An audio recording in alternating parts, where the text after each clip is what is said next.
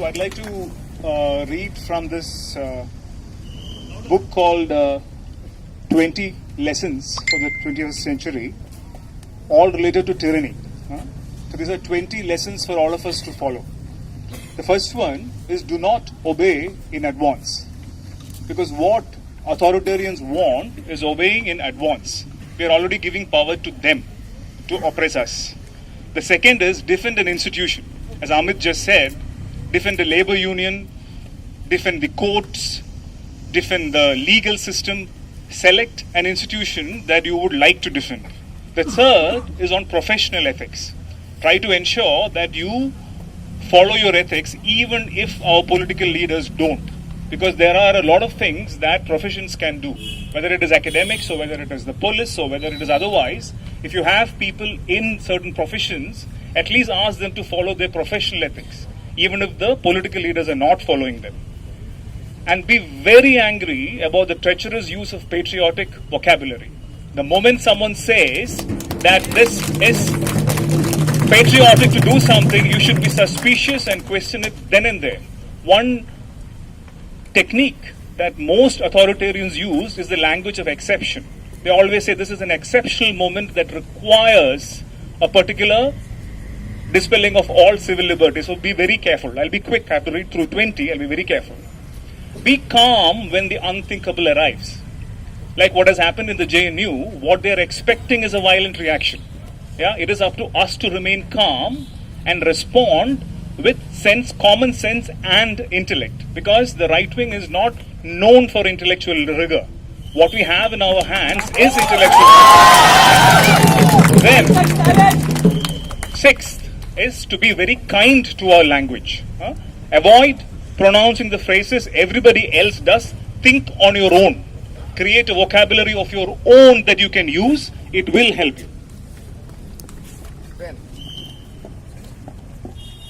Stand out. Yeah, it is important to stand out from the group. Stand out on your own. As Rabindranath Tagore once said, ekla chalo, if it is possible. Yeah?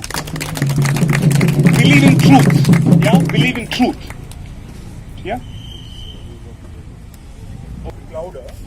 Believe in the truth. Okay, to abandon facts is to abandon freedom. Yeah? Develop scientific temper. Because much of what we see in fake news is connected to. Just a moment. Groups do give us solidarity, but it is very important to stand out and question the status quo. Yes. One person stands out, that shows the status quo is not what it is. It shows the weakness of the status quo if you stand out. Ekla chalo. Yeah? Ekla chalo. Yeah? Believe in the truth. Yeah? Scientific temper is wedded to freedom. If you do not have scientific temper, we are all scientists here. In some way or the other, if you're not wedded to facts, be sure that there will be an alternative universe in which there are no civil liberties. Facts are important.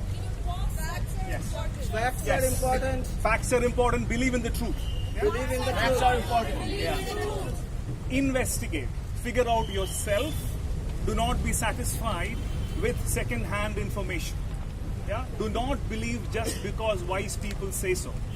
Do not believe just because it has always been that way. Always examine and experience yourself the truth.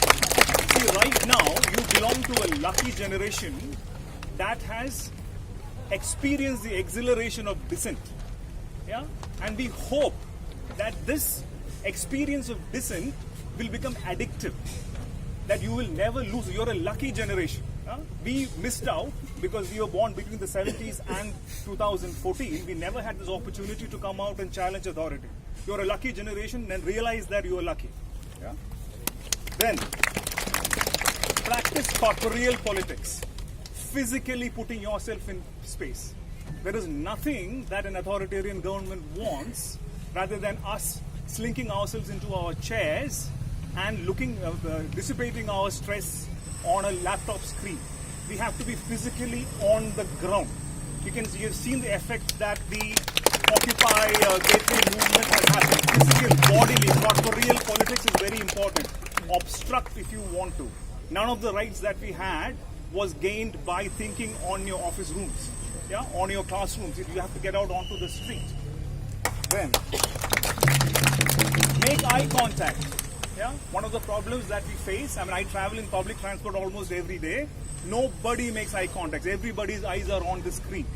If you don't talk to people, if you don't observe people sitting next to you, you will never be able to understand the psychological landscape of the society that you are in. Yeah, you will not be able to understand pain, you will not be able to understand anger, you will not be able to understand frustration unless you look at your fellow citizen. If you spend all your time looking into the screen, you will not be able to understand what the society is. Number 12, take responsibility for the face of the world, which all of us are. But in case you see hate, you see a hateful symbol, show the strength to pull it down. Yeah? If you see a hateful message in your social media, tell them that hate is wrong. Yeah? This is what happened. At least some people, if you see a swastika sign somewhere, take the effort to pull it down and bear the consequences. Your name will be etched in history. Yeah, somehow or the other. Hinder a one-party state. Yeah? A one-party state is dangerous, and it is important for us, irrespective of our political differences, to vote for parties that oppose the regime that we have now. This means that not just you vote only for your assembly elections or only for your parliamentary elections, but also every single election counts. Find out where your municipal election is happening next time, where your panchayat elections are happening next time, and go and vote. It is very important. Yeah?